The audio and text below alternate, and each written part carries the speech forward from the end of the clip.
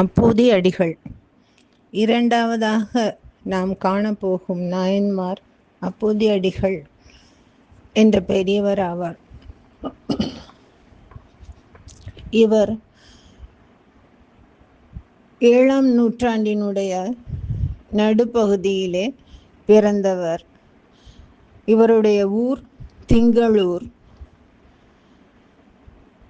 சிவபெருமானை காட்டிலும் சிவபெருமானுடைய அடியவராக இருந்த திருநாவுக்கரசு சுவாமிகள் மீது அதிக ஈடுபாடும் பக்தியும் கொண்டு அதன் மூலமாகவே சிவலோக பதவியை அடைந்தவர்.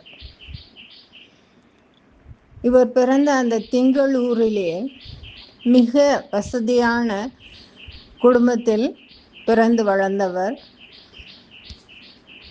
இவருடைய குழந்தைகள் 2 பேருக்கும் மூத்த திருநாவுக்கரசு, இளைய திருநாவுக்கரசு என்று பெயர் சூட்டியிருந்தார்.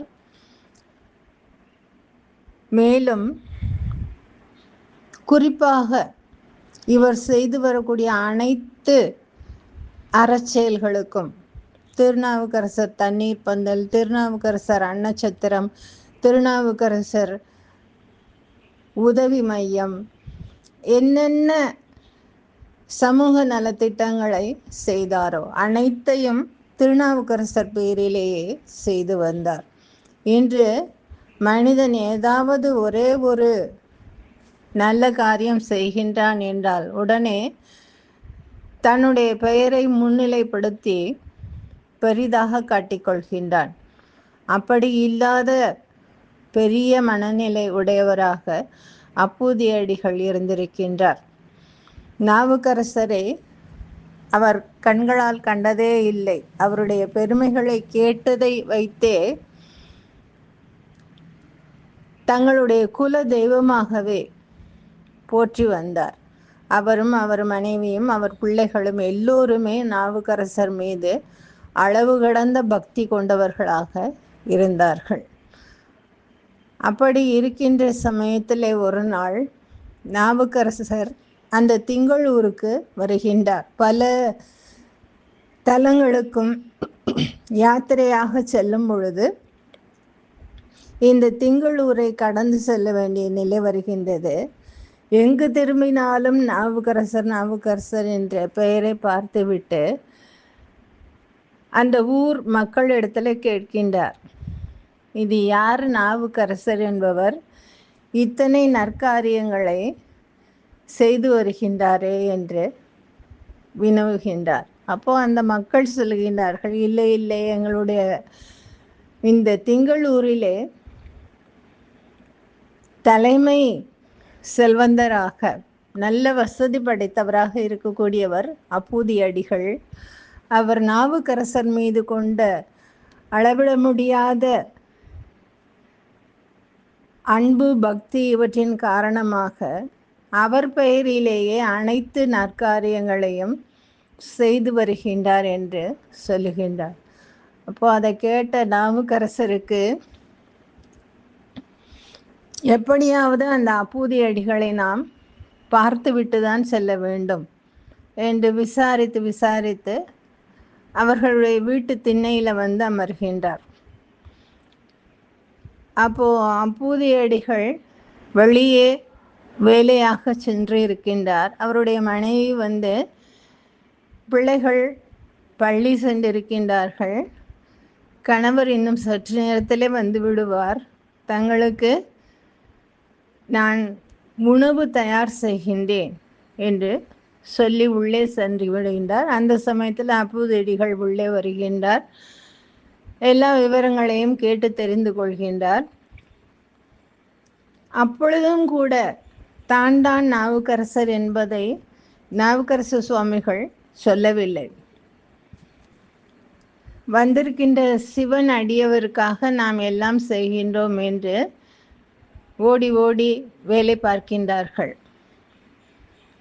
பிள்ளைகளை அன்றைய நாட்களில் இருந்த குருகுல கல்வி முறையில் அங்கு சென்று அழைத்து வந்து வீட்டுக்கு பெரியவர் வந்திருக்கின்றார், அவரோடு நாமும் எல்லோரும் சேர்ந்து சாப்பிட வேண்டும் என்று அழைத்து வருகின்றார்கள். அந்த மூத்த திருநாவுக்கரசு முதல் பையனை அழைத்து, நீ வாழை இலை பறித்து வா என்று அனுப்புகின்றார்கள். கொல்லைப்புறத்தில் இருக்கிற தோட்டத்திலே சென்று அந்த பையன் வாழை இலை அறியும் பொழுது ஒரு நாகத்தால் தீண்டப்படுகின்றான். மெல்ல மெல்ல அவன் உயிர் நாடி ஒடுங்கி கொண்டு வருகின்றது.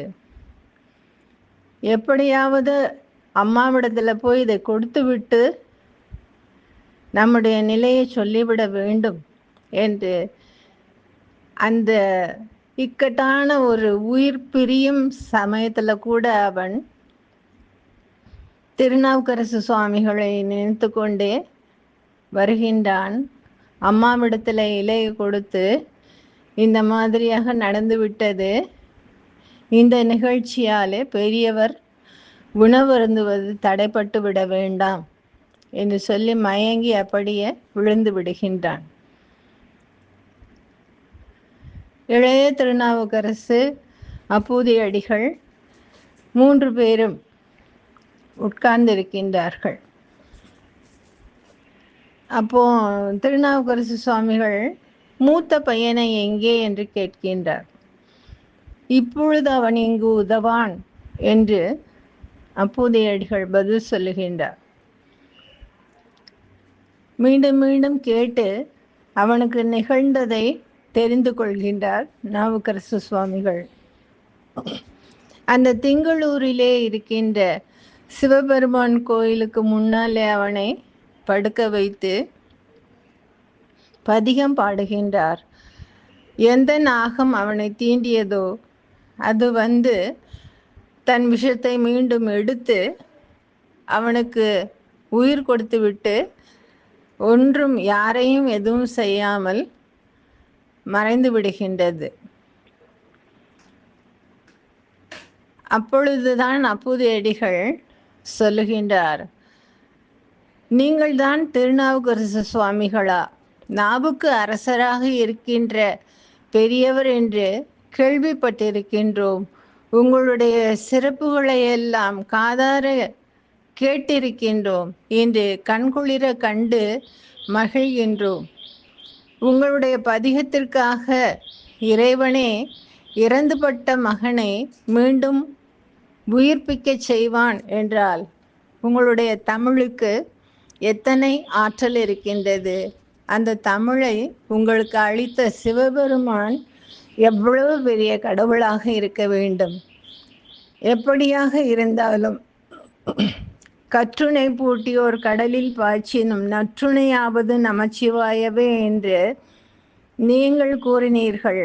ஆனால் எங்களுக்கு நல்ல துணையாக இருக்கக்கூடியவர் திருநாவுக்கரசு சுவாமிகள் தான். உங்களை தவிர வேறு எந்த தெய்வத்தையும் நாங்கள் பெரிதாக மதிக்கவில்லை என்று சொல்கின்றார். எப்படி 12 ஆழ்வார்கள் தான் நாம் பார்த்தது, நம்மாழ்வாரையே தெய்வமாக மதுரகவி ஆழ்வார் போற்றினார்.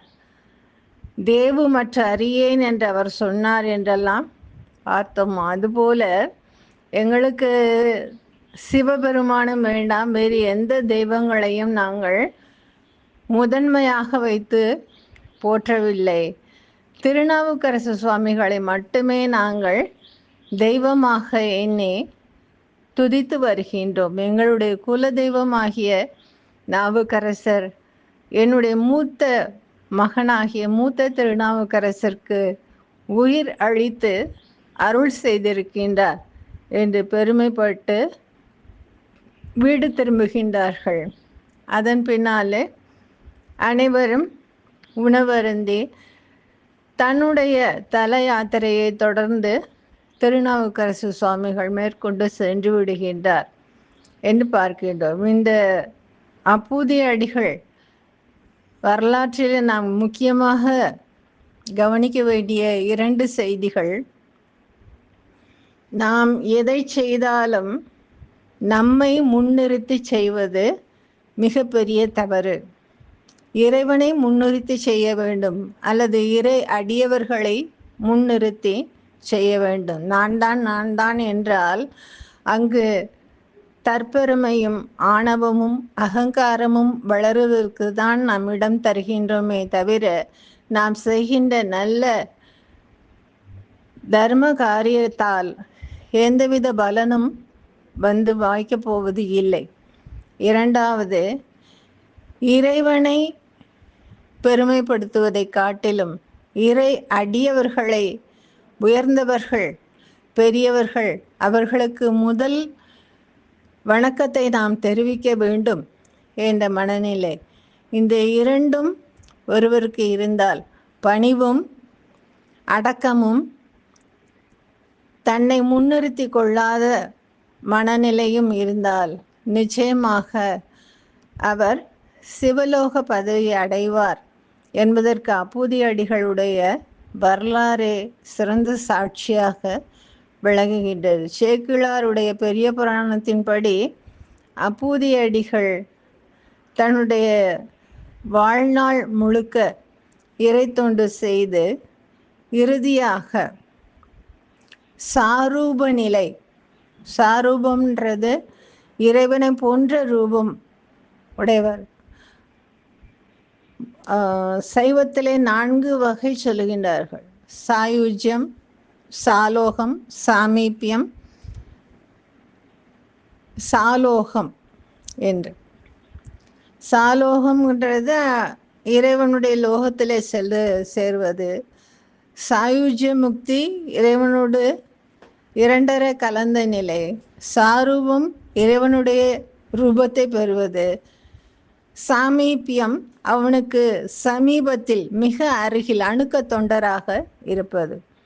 இப்படி 4 வகை முக்தியிலே சிறந்த நிலையினை அப்பூதியடிகள் பெறுகின்றார் என்று சேக்கிழார் பெரிய புராணத்திலே குறிப்பிடுகின்றார். தொடர்ந்து நாளை நாம் காணலாம். நன்றி, வணக்கம்.